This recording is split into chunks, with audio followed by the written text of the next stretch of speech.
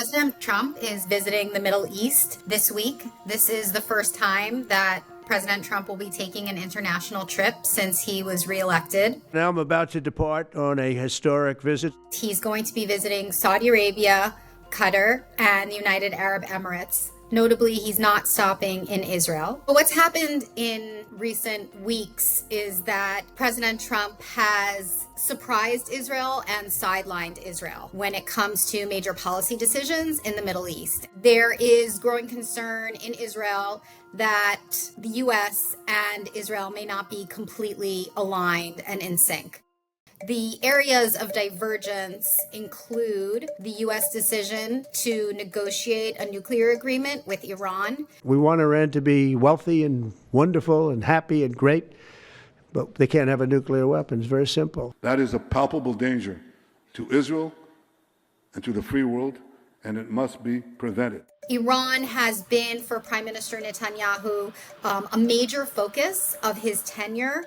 He has very much viewed Iran as the greatest threat to Israel's existence. This is a moment that he has been waiting for decades, which is the opportunity to strike Iran's nuclear facilities. And so it's particularly hard to swallow that it's President Trump, who he has long seen as one of his closest allies, that's putting the kibosh, at least for now, on Israel's opportunity to take military action against Iran. The other area where Israel was really surprised is in America's fight against the Houthis, who are a rebel group in Yemen that are very much supported by Iran. The Houthis have been shooting at ships traveling through the Red Sea for the last year and a half in support of Gaza.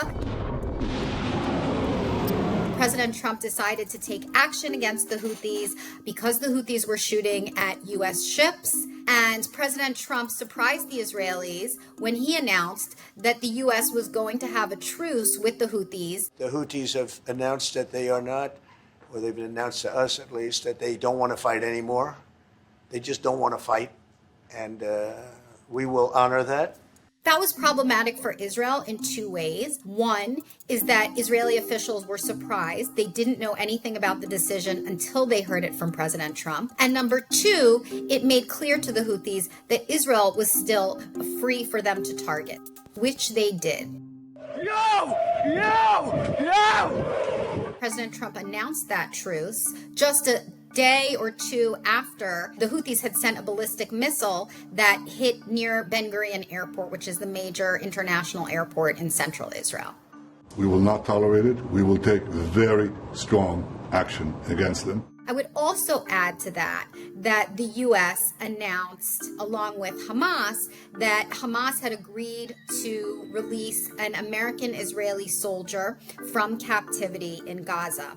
Very happy to announce that Idan Alexander, an American citizen who until recently most thought was no longer living, thought was dead, is going to be released. And it certainly, from the perspective of the Israelis, makes Israel seem as if they are not really at the forefront of the negotiations that are taking place, that this is something that the U.S. is driving, that the U.S. is pushing and controlling. And so although it's a positive in the sense that an Israeli-American hostage will go free, it's yet another example of Israel being sidelined by the administration. President Trump and his administration are pushing currently for a ceasefire in Gaza. And that is something that the war hawks who support Benjamin Netanyahu very much oppose. And so a lot of what's going on here is the difference between expectations versus reality.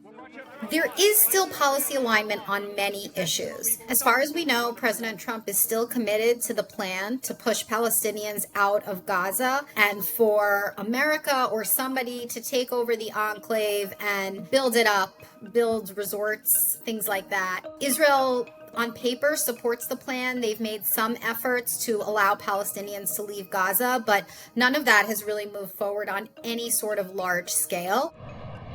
One reason why President Trump is skipping over Israel is possibly because his relationship with Israel is not an economic one. He is not seeking to ink big weapons deals, sales like he is with the Gulf countries. He's not being promised billions or even trillions of dollars of investments. And that's something that this trip is very much focused on. You know, when he comes to allies, what are you doing for us? What have you done for us? What are you investing in America? They're realizing now President Trump is going to put America first. This is part of a pattern with President Trump where we see that he can be an unreliable ally, sometimes even to America's closest partners.